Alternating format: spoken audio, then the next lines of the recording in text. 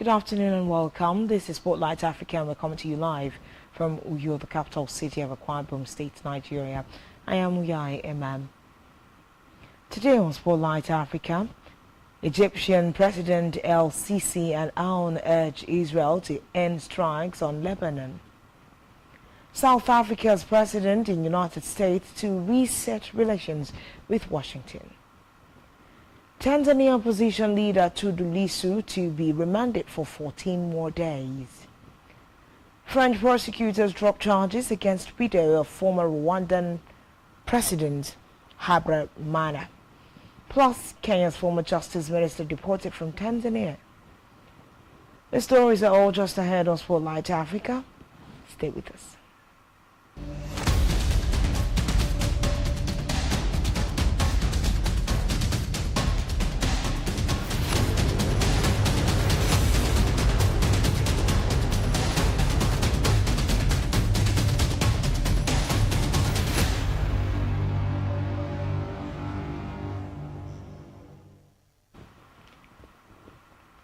Good afternoon and thanks for joining us.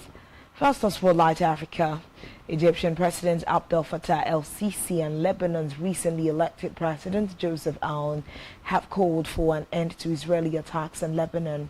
The two leaders made the call in Cairo while continuing their efforts to strengthen ties with the Arab world.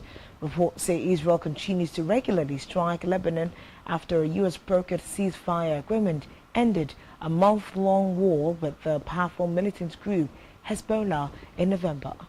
Hezbollah said its military presence in southern Lebanon has largely subsided, but has called out Israel for its military presence on Lebanese territory near the border. Away from that, South Africa's President Cyril Ramaphosa arrived in the United States on Monday ahead of a Wednesday meeting with President Donald Trump. His state visit comes at a time when his country's relations with Washington are at the lowest they have been in decades. Ramaphosa is hoping to reset and revitalize bilateral relations between the two countries, particularly with regards to trade. Since his return to office, Trump has cut all financial aid to South Africa, expelled its ambassador, and falsely claimed that the government is conducting a genocide against white Afrikaners. Recall that last week the U.S. welcomed as refugees 59 white South Africans who claimed they were persecuted in their home country. The South African presidency says Ramaphosa will discuss bilateral, regional and global issues of interest with Trump. Meanwhile, South African authorities say they will continue with legal proceedings against Nigerian televangelist Timothy Omotosho, who was acquitted of rape last month, even though he has left the country. Omotosho, who denied the 32 charges against him, was accused, of sexually assaulting young women from his church in Port Elizabeth. The National Prosecuting Authority, NPA, says it will still appeal against the judgment which found Omotosho not guilty, saying his presence is not required. South Africa's Department of Home Affairs said Omotosho had flown to Nigeria from Tambo International Airport, where he was filmed by public broadcaster SABC wearing a hoodie and dark sunglasses. Recall that Omotosho was first arrested in 2017 as he attempted to leave South Africa. Among his accusers was a woman who said she was raped by the pastor when she was aged 14.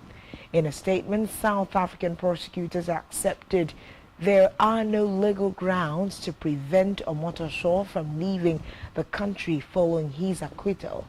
However, if the appeal were allowed, the authorities would apply for Omotosho to be extradited back to South Africa.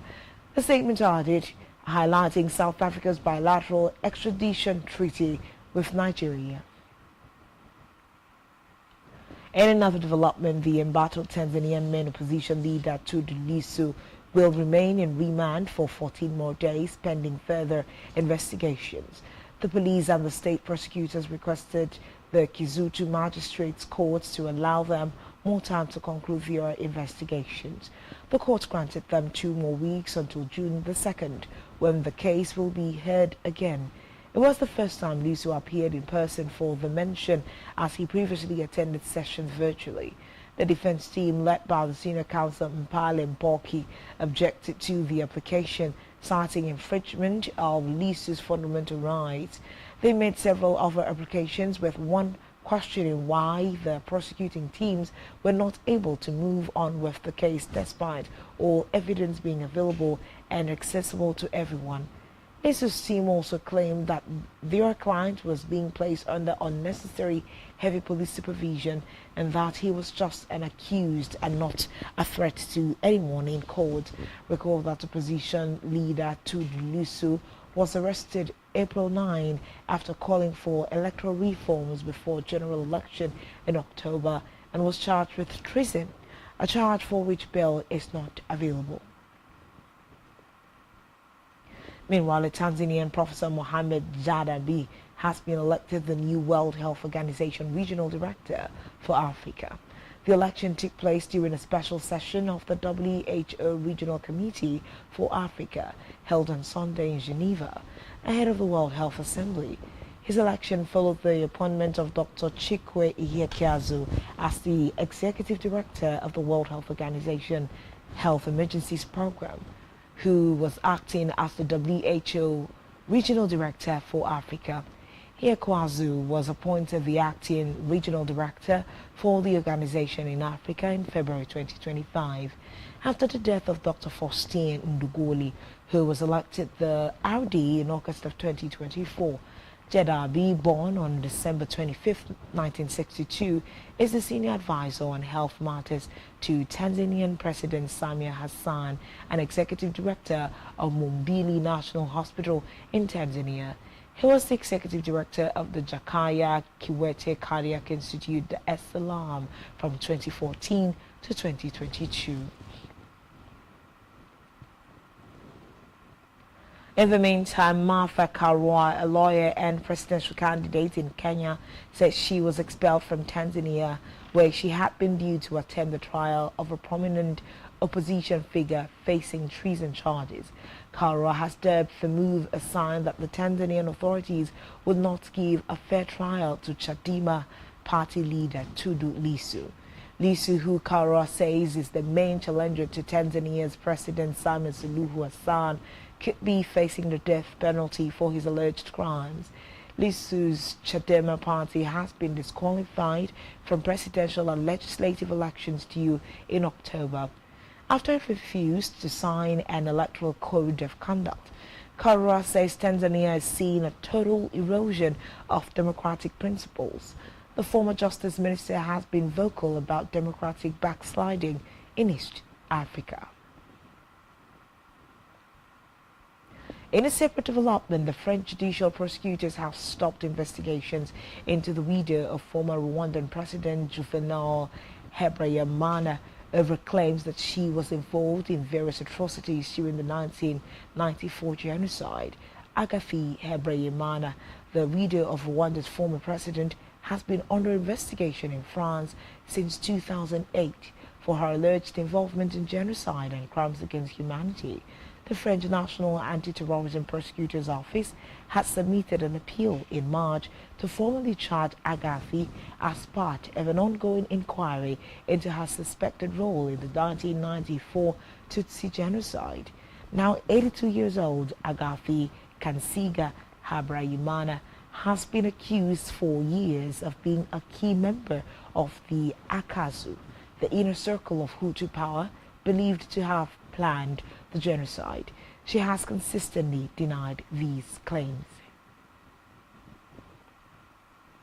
United Nations court backs Equatorial Guinea in disputed islands case with Gabon. Stay tuned for details of this and more in a moment.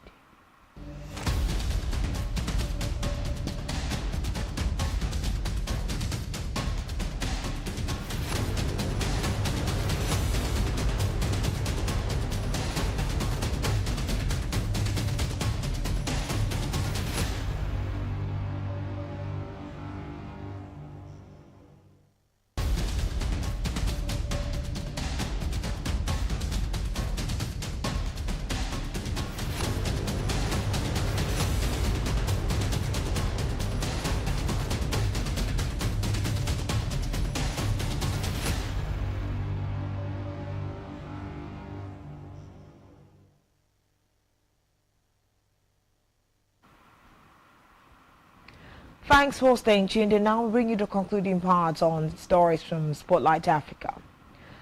A top United Nations court sided with Equatorial Guinea in a dispute with neighboring Gabon over which treaty settled the ownership of 3 largely uninhabited oil-rich islands. The decision effectively hands the islands to Equatorial Guinea. The countries brought their dispute to the International Court of Justice in 2021, asking judges to determine what legal agreement settles the possession of the oil-rich islands. The 15-judge panel found a 1900 treaty between Spain and France, which divided up colonial holdings, to be the ultimate authority. According to Judge Julia Sebutindi, a later agreement known as the 1974 Bata Convention, which gives the islands to Gabon, was dismissed as not a treaty having the force of law. Reports said the document was contested by Equatorial Guinea and that Gabon did not produce an original copy for the court. Equatorial Guinea had control of the territory until 1972, when Gabon took over the largest island, Mbeni, in a military skirmish when oil was discovered in coastal waters. The dispute reignited. Elsewhere, Prixia Prize-winning architect Francis Kere designed the memorial in Ouagadougou in tribute to Thomas Sankara, Burkina Faso's revolutionary leader. The recently opened mausoleum of the father of Burkina Faso's 1983 revolution and his 12 aides, assassinated the same year, proudly stands on the sides of the Conseil de l'Entente. The mausoleum is over 70 meters high. It is designed in the shape of an eye, with descending steps representing the 13 fallen martyrs. The site is a built tribute to the revolution's triumph over imperialism. Built with bricks made of laterite blocks, the memorial is environmentally friendly, representing some of Sankara's own vision, championing the use of local resources for Burkina Faso's sustainable development. The country's prime minister said it's more than a building, but also a space for collective awakening. Away from that, nestled in the green hills of Masisi territory in Congo, the artisanal Rubaya mining site hums with the sound of generators as hundreds of men labor by hand to extract coltan, a key mineral crucial for producing modern electronics and defense technology and fiercely sought after worldwide. Rubaya lies in the heart of eastern Congo, a mineral-rich part of the Central African nation, which for decades has been ripped apart by violence from government forces and different armed groups, including the Rwandan-backed M23, whose recent resurgence has escalated the conflict, worsening an already acute humanitarian crisis. Meanwhile, as the U.S. spearheads peace talks between Congo and Rwanda, Congo's President Felix Tshisekedi has sought out a deal with the Trump administration, offering mineral access in return for American support in quelling the insurgency and boosting security. While details